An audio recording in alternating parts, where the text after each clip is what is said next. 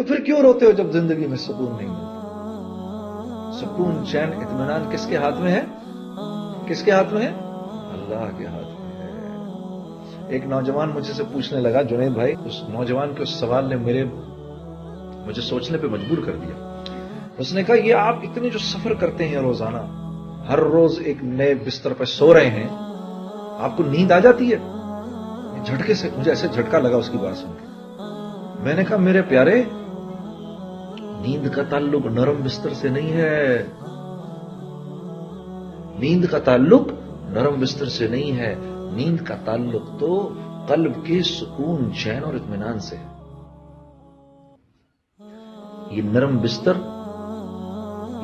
بستر ایک پرسکون نیند کی شکل ہے، شکل، لیکن یہ پرسکون نیند دے نہیں سکتا۔ یہ بڑا گھر، خوبصورت سا محل نما گھر، یہ ایک کامیاب زندگی کی شکل ہے، لیکن کامیاب زندگی سے اس کا کوئی تعلق نہیں ہے۔ یہ بڑی سی گاڑی ایک کامیاب زندگی کی شکل ہے، لیکن کامیابی سے اس کا کوئی تعلق نہیں ہے۔ یہ مال ایک کامیاب زندگی کی شکل ہے، صرف کامیابی سے اس کا کوئی تعلق نہیں ہے۔ محنت سے مال نہیں ملتا، مال سے چیزیں نہیں آتی، چیزوں میں راحت نہیں ہے، راحت اللہ کے امر میں ہے۔ ایک باپ ہے، اس کے 10 بیٹے ہیں، 10 کے 10 فرما بردار ہیں، تو وہ اپنی جھونپڑی میں جنت کے اندر ہے۔ ایک آدمی ہے، اس کی ایک بیٹی ہے لیکن ناگن ہے، تو وہ محل کے اندر، دوزخ کے اندر ہے۔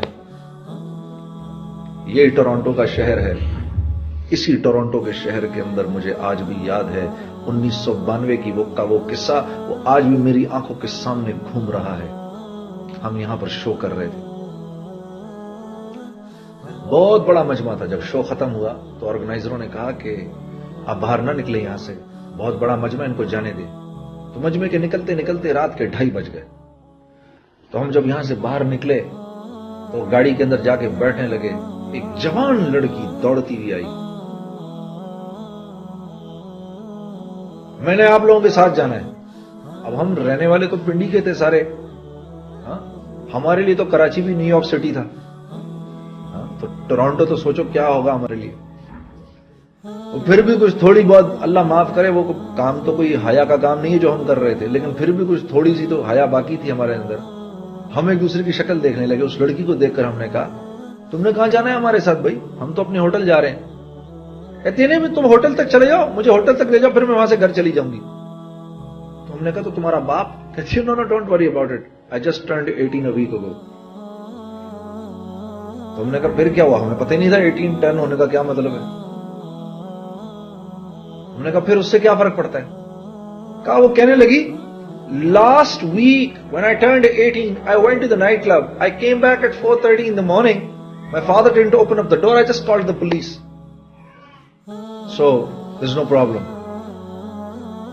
آپ یقین کرو، یہ پورا کا پورا واقعہ مجھے آج تک یاد ہے۔ 16 سال اس واقعے کو ہو گئے، 17 سال اس واقعے کو ہو گئے ہیں۔ اس لڑکی کی ایک بات مجھے ابھی تک یاد ہے، اور میں صرف یہ سوچ رہا تھا، صرف اتنا سوچ رہا تھا کہ اگر میری بہن یہ کرے تو میرے باپ کا کیا حشر ہو، اور اب یہ سوچتا ہوں اگر میری بیٹی یہ کرے تو میرا کیا حشر ہو۔ لیکن قصور اس بچی کا نہیں ہے، قصور اس بچی کا نہیں ہے، قصور ان ماں باپ کا ہے جنہوں نے خود زندگی میں دین لانے کی کوئی محنت نہیں کی، تو وہ اولاد کو کیا سکھاتے۔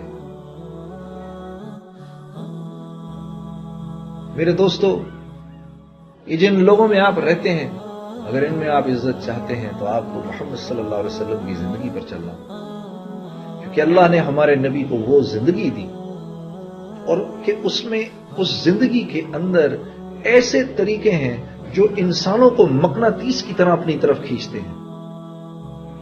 جتنی اس زندگی سے دوری ہوگی اتنی میرے دوستوں زندگی